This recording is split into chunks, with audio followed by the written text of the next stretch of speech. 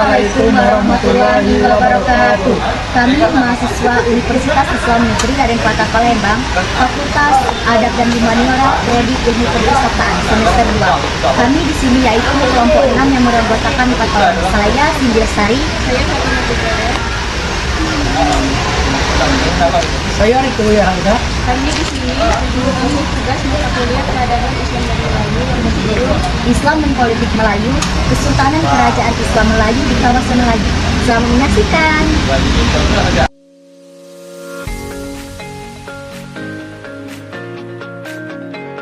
Latar belakang Islam membawa perubahan besar dalam struktur sosial, budaya, dan politik masyarakat Melayu. Masuknya Islam memperkuat sistem kesultanan berbasis syariah. Kesultanan seperti Malaka dan Aceh menjadi pusat penyebaran Islam di Asia Tenggara. Tujuannya yaitu satu, menganalisis pengaruh Islam dalam sistem politik Kesultanan Melayu. Yang kedua yaitu mengidentifikasi pemanfaatan Islam dalam memperkuat kekuasaan. Yang ketiga, memberikan pemahaman tentang politik berbasis Islam.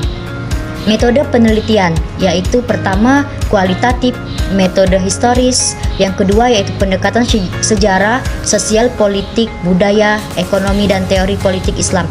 Studi kasusnya yaitu Aceh, Malaka, Johor, Perak, dan Palembang.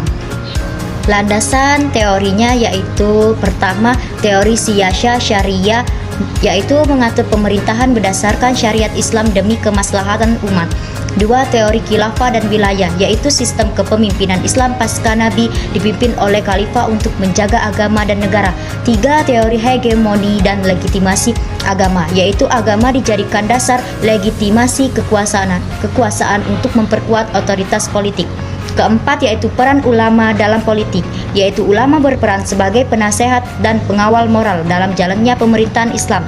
Yang kelima, sinergi Islam dan adat Melayu. Islam dan adat Melayu berpadu membentuk tatanan sosial politik yang khas dan harmonis. Baiklah, di sini saya akan menjelaskan materi yang pertama, yaitu Kesultanan Aceh Darussalam.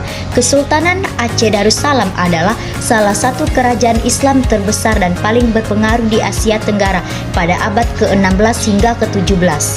Didirikan oleh Sultan Ali Muhayyad Shah pada tahun 1496 Masehi. Kesultanan ini mencapai puncak kejayaannya di bawah pemerintahan Sultan Iskandar Muda 1607 sampai 1636 Masehi. Pada masa itu, Aceh menjadi pusat perdagangan, pendidikan Islam, dan kekuatan militer yang disegani di kawasan Selat Malaka. Struktur dan kehidupan di Kesultanan Aceh. Kesultanan Aceh memiliki struktur pemerintahan yang terorganisir dengan baik. Sultan berperan sebagai kepala negara dan pemimpin agama. Pemerintahan didukung oleh para ulama, panglima militer, dan pejabat administratif. Dalam bidang pendidikan, Aceh dikenal dengan sistem daya atau pesantren yang mengajarkan ilmu agama Islam. Selain itu, kesultanan ini juga memiliki kekuatan militer yang tangguh, termasuk armada laut yang kuat untuk melindungi wilayahnya dan mengontrol jalur perdagangan militer pada masa itu. Peninggalan kesultanan yang masih ada dan yang masih dapat ditemukan hingga kini. Yang pertama yaitu Masjid Raya Baitur Rahman. Dibangun pada masa Sultan Iskandar Muda pada tahun 1620, masjid ini menjadi simbol kejayaan dan pusat kegiatan keagamaan di Kesultanan Aceh. Arsitekturnya yang megah mencerminkan kemakmuran dan keagungan kerajaan pada masa itu. Yang kedua yaitu Benteng Indrapatra. Benteng ini digunakan sebagai basis pertahanan Kesultanan Aceh dari serangan Portugis dan penjajah lainnya. Terletak di bibir pantai menghadap ke Selat Malaka, benteng ini menjadi saksi kekuatan militer Aceh. Yang ketiga yaitu Taman Sari Gunungan, dibangun oleh Sultan Iskandar Muda sebagai tempat peristirahatan permaisuri beliau. Taman ini mencerminkan keindahan dan kemegahan arsitektur pada masa itu. Yang keempat yaitu uang emas Kesultanan Aceh. Kesultanan Aceh memiliki mata uang sendiri yang terbuat dari emas, digunakan sebagai alat pembayaran dan mencerminkan kekuatan ekonomi kerajaan. Yang kelima yaitu Makam Sultan Iskandar Muda, terletak di Kelurahan Peuniti, Kecamatan Baitur Rahman, Kota Banda Aceh. Makam ini menjadi tempat peristirahatan terakhir salah satu sultan terbesar dalam sejarah Aceh. Yang keenam yaitu Meriam Kesultanan Aceh. Meriam ini digunakan untuk mempertahankan wilayah Aceh dari serangan penjajah dan menunjukkan kemajuan teknologi militer pada masa itu. Yang 7, karya sastra Islam Kesultanan Aceh juga dikenal dengan karya-karya sastra Islam seperti kitab Sirat Al-Muttaqin oleh Syekh Nuruddin Ar-Rani yang menjadi kitab fikih pertama terlengkap dalam bahasa Melayu. Baiklah, saya di sini akan menjelaskan materi yang kedua, yaitu Kesultanan Malaka. Kesultanan Malaka adalah salah satu kerajaan Islam paling berpengaruh di Asia Tenggara pada ke abad 15 hingga awal abad ke-16. Didirikan oleh para Meswara sekitar tahun 1400. Kerajaan ini berkembang pesat menjadi pusat perdagangan dan penyebaran Islam di kawasan tersebut. Sejarah singkat Kesultanan Malaka, yaitu para Meswara, seorang bangsawan dari kerajaan Singapura, mendirikan Malaka setelah melarikan diri dari serangan Majapahit. Ia kemudian memeluk Islam dan bergelar Sultan Iskandar Shah. Letak strategis Malaka di Selaka Malaka menjadikannya pelabuhan penting yang menarik perdagangan dari Arab, India, Tiongkok, dan Nusantara. Pada masa pemerintahan Sultan Mansur Shah 1459 sampai 1477, Malaka mencapai puncak kejayaannya sebagai pusat perdagangan dan penyebaran Islam di Asia Tenggara. Peninggalan penting Kesultanan Malaka. Yang pertama yaitu Benteng A Famosa, dibangun oleh Portugis. Setelah menaklukkan Malaka pada tahun 1511, benteng ini menjadi simbol kolonialisasi Eropa di Asia Tenggara. Meskipun sebagian besar bangunannya telah hancur, gerbang utama benteng masih berdiri dan menjadi objek wisata sejarah. Dan yang kedua yaitu Makam Hang Tuah, terletak di Tanjung Keling. Makam ini diyakini sebagai tempat peristirahatan terakhir Laksamana Hang Tuah, seorang pahlawan legendaris yang dikenal karena kesetiaannya kepada Sultan Malaka. Dan yang ketiga itu adalah Hikayat Hang Tuah dan Hikayat Amir Hamzah karya. Sastra ini menggambarkan nilai-nilai pahlawannya dan kesetiaan serta menjadi bagian penting dari warisan budaya Melayu. Hikayat Hang Tuah menceritakan kisah Laksamana Hang Tuah, sementara Hikayat Amir Hamzah mengisahkan perjuangan seseorang lawan Islam. Yang keempat yaitu Kampung Hulu dan Masjid Kampung Keling. Dibangun pada abad ke-18, kedua masjid ini mencerminkan arsitektur unik yang memadukan gaya Melayu, Tionghoa, dan India.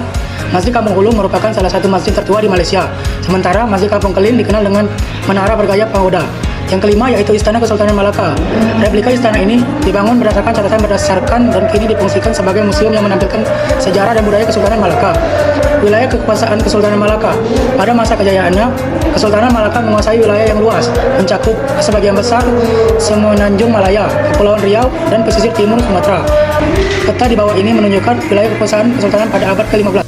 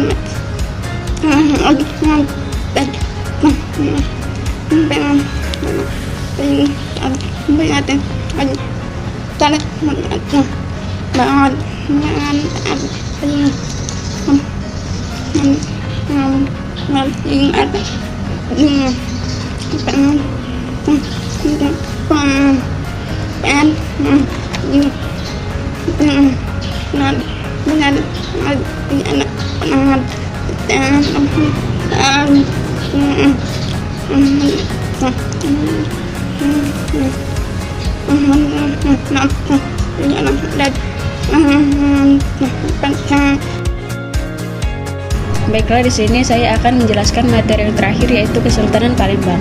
Kesultanan Palembang Darussalam adalah sebuah kerajaan Melayu Islam yang berpusat di Palembang, Sumatera Selatan.